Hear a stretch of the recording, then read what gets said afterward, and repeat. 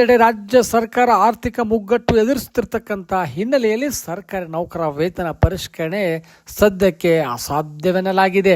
ಹಾಗಾಗಿ ಮೊನ್ನೆ ನಡೆದಿರ್ತಕ್ಕಂಥ ಒಂದು ಕ್ಯಾಬಿನೆಟ್ ಮೀಟಿಂಗ್ನಲ್ಲಿ ಕೂಡ ಇದರ ಬಗ್ಗೆ ಯಾವುದೇ ಸ್ಪಷ್ಟ ತೀರ್ಮಾನ ಕೈಗೊಂಡಿಲ್ಲ.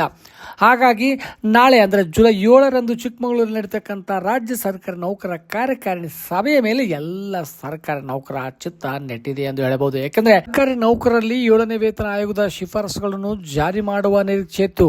ಆದರೆ ವೇತನ ಪರಿಷ್ಕರಣೆಗೆ ರಚಿಸಲಾಗಿರ್ತಕ್ಕಂಥ 7ನೇ ವೇತನ ಆಯೋಗದ ಶಿಫಾರಸುಗಳನ್ನು ಜಾರಿ ಮಾಡದ ಹಿನ್ನೆಲೆಯಲ್ಲಿ ರಾಜ್ಯ ಸರ್ಕಾರದ ಧೋರಣೆ ಖಂಡಿಸಿ ಜುಲೈ 29ರಿಂದ ನಿರ್ದಿಷ್ಟ ಮುಷ್ಕರ ಆರಂಭಿಸಲು ರಾಜ್ಯ ಸರ್ಕಾರಿ ನೌಕರರು ಈ ಒಂದು ಸಭೆಯಲ್ಲಿ ಪ್ರಮುಖ ನಿರ್ಣಯ ಕೈಗೊಳ್ಳುವ ನಿರೀಕ್ಷೆ ಇದೆ ಎಂದು ಎನ್ನಲಾಗಿದೆ. 7ನೇ ವೇತನ ಆಯೋಗದ ವರದಿ ನೀಡಿ 4 ತಿಂಗಳಾದರೂ ಕೂಡ ಆಯೋಗದ ಶಿಫಾರಸುಗಳ ಜಾರಿಗೆ ಸರ್ಕಾರ ಕ್ರಮ ಕೈಗೊಂಡಿಲ್ಲ. ರಾಜ್ಯದ ಎಲ್ಲ ವೃಂದದ ಹಾಗೂ ಎಲ್ಲ ಇಲಾಖೆಗಳ ನೌಕರರು ಬೇಸರ ವ್ಯಕ್ತಪಡಿಸಿದ್ದು ಮುಷ್ಕರ ಕೈಗೊಳ್ಳುವಂತೆ ಒತ್ತಡ ಹಾಕುತ್ತಿದ್ದಾರೆ.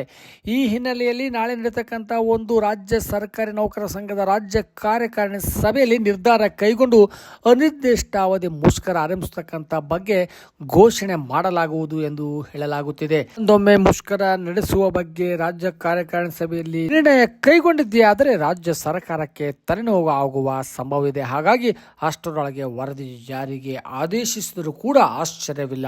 ಹಾಗಾಗಿ ನಾಳೆ ನಡೀತಕ್ಕಂಥ ಒಂದು ಸಭೆ ಯಾವ ನಿರ್ಣಯಗಳು ಕೈಗೊಳ್ಳುವುದು ಕಾದು ನೋಡೋಣ. ಧನ್ಯವಾದಗಳು.